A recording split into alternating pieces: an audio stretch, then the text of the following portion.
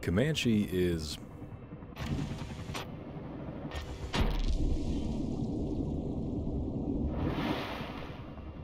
unique. When you're not fighting the flight controls, it's because you're trying to figure out which pixel you're supposed to aim at to actually hit anything. And if you're not doing either of those, it's because you're in one of the far too numerous drone sections.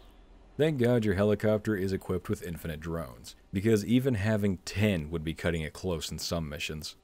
I'd love to spend this video ragging on this game in a review-like fashion, but I haven't even beaten it yet due to sheer frustration with the controls, and the level design, and the weapon design, and the enemy design. Pretty much all of it, really.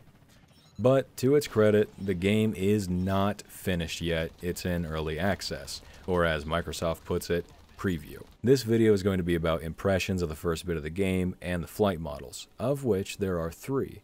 2 for the helicopter and 1 for the drone sections. Actually, let me retract that. There are 3 entirely different sets of physics, not flight models. And I had to switch between both of the helicopter sets of physics through each mission multiple times because where one is either too annoying or frustrating to use in a situation, the other one is at least capable. Well, is that the right word to use there? Better to at least some degree. There we go. Quick disclosure before we get into this, I wasn't using a flight stick, I was only using mouse and keyboard. I am not a big flight sim fan, and my experience with flying in games is all of the old Comanche games, the old jet fighter sim games like F-22 Raptor, the Battlefield series, the Arma series, several other newer flight games that I don't even remember the names of, and whatever non-flight centric games that have had flying sections in them. I'm by no means any sort of an aficionado on accurate flight models. However, this game is ultra arcadey, and I can definitely tell you, in my taste, whether or not a game is fun to play. Let's get into it, starting with the flight models. The first flight model is, in case you thought I was joking, arcade. This model is perfect for people that don't know what helicopters are. It's essentially a turn all physics off button that makes your helicopter annoyingly unresponsive and makes it almost entirely impossible to use your dumbfire rockets. Those are important, by the way. Attempting to correct your listing or drifting results in a severe overcorrection 100% of the time.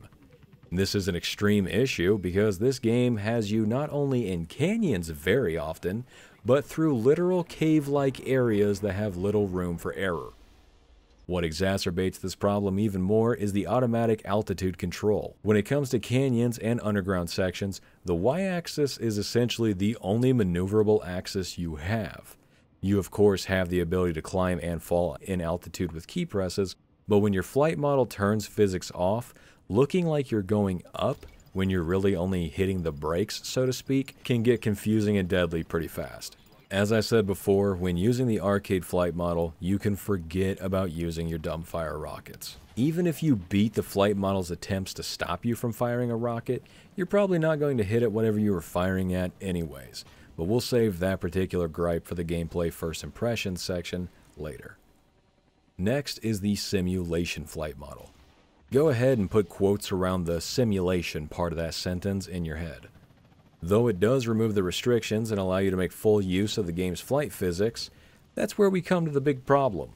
The game's flight physics are bad. Where the arcade style felt unresponsive, sim style feels instantaneous. Also, a personal pet peeve of mine is how the mouse controls work. Forward and back are for pitch and left or right are to roll, that's fine. But the motion decays rather than applying linearly. This is hard for me to explain, so allow me to illustrate. As it is now, when you push the mouse forward, the helicopter will pitch forward. As soon as you stop pushing the mouse forward, the helicopter will also stop pitching forward. What I prefer is a dead zone approach, when you have to push in a direction outside of the dead zone to begin the movement, and the further away you get from the dead zone, the faster the movement will be. But you have to bring the mouse back inside the dead zone to stop the movement. I think this gives infinitely more precision and much smoother movement. I understand it can be a bit complicated for some people, but they don't have to change the entire thing. Just make it an option in the controls, or even set it to a hotkey. Getting back to the game itself, there's not too terribly much to say about the simulation flight model, past what I've already said. It works exactly how you think it would in a world with poor physics. I get that this game is arcade style with health bars, reloading weapons, and everything, but I'm basing this off of their word simulation. If they don't want it to be compared to simulators, rename it to advanced. Finally, the drone's flight physics, or lack thereof. There is genuinely nothing to say about these, because they control like the Oracle you play as in Halo's Forge mode. For those of you that don't know what that's like, it's pretty much normal on the ground movement, but you can also go up and down. It doesn't even take damage when you run into things. Now we're going to talk about my first impressions with the gameplay. If you remember what I said earlier, I haven't beaten the entire early access preview campaign because of how frustrating it was. So we'll limit the scope and not worry about the story, just the general gameplay. Let's go ahead and get the obvious out of the way. If someone stops playing because of how frustrating the game is, that's a big issue. This isn't Dark Souls style, learn the enemy's pattern and try not to roll off a cliff frustrating. This is fighting the controls every step of the way to fight boring and mostly static enemies that have one or two attacks. Your primary weapon, the cannon, is way too inaccurate and uses bloom accuracy, meaning the more you fire, the more inaccurate it gets. The devs are well aware of this too, because they gave some helicopters an actual auto-aim ability with a lengthy use time and a very short cooldown. Not gonna lie, didn't use it that much, maybe that's part of my problem.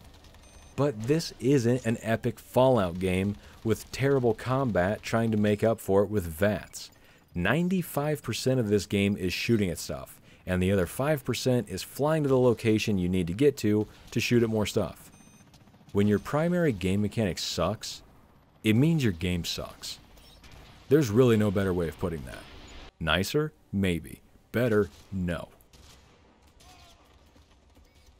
In case you thought this couldn't get any better, Comanche also has stealth scenes, including getting to use one of the helicopter's stealth fields to infiltrate enemy territory, having to slide your way into one of the areas while the door only opens and closes for enemy ships.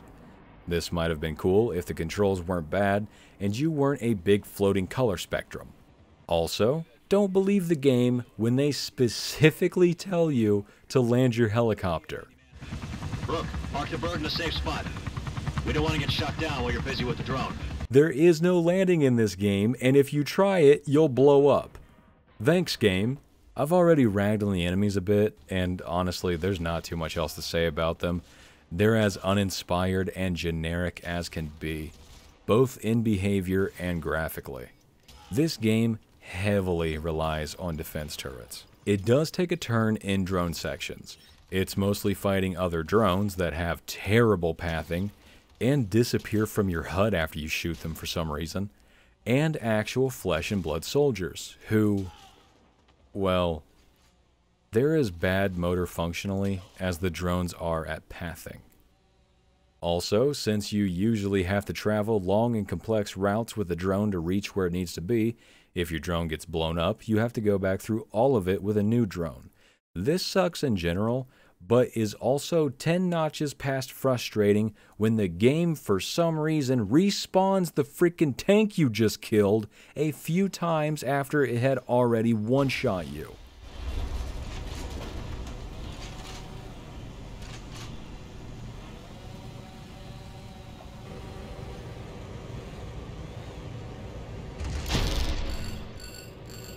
Lastly, a quick word about the level design.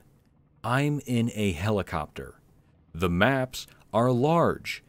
Quit forcing me underground. If you wanted to make an FPS, then make an FPS. These parts of every level are terrible and are in no way fun. Even if the flight controls weren't as bad as they are, this still wouldn't be fun. I don't want to squeeze myself into tiny caves. I want a big open battlefield where I can rain down rockets and destruction. And you will not be getting that in the beginning missions of this game's preview campaign. It goes from being in a canyon, to going underground, to avoiding being spotted, then back underground. Stop! Helicopters aren't made for caves, man. This isn't fun and interesting. It's boring and frustrating. And how the game is now in its preview, early access, whatever state, that's a pretty accurate way to describe it. Boring and frustrating. I don't know if I'll bother coming back to this game when it's released to give it a full review or analysis. It just doesn't seem worth it. As I've said already, I'm not a huge flight sim fan as it is, and I'm definitely not going to pull hair out trying to get through it. How about you do everyone who watches this a favor and write your favorite or at least good flight sim game down in the comments below. Doesn't matter if it's not entirely a flight sim like Arma 3 or Battlefield, it's all good. Just let people know there are actual games out there where helicopter combat can be fun. But that's it for this video.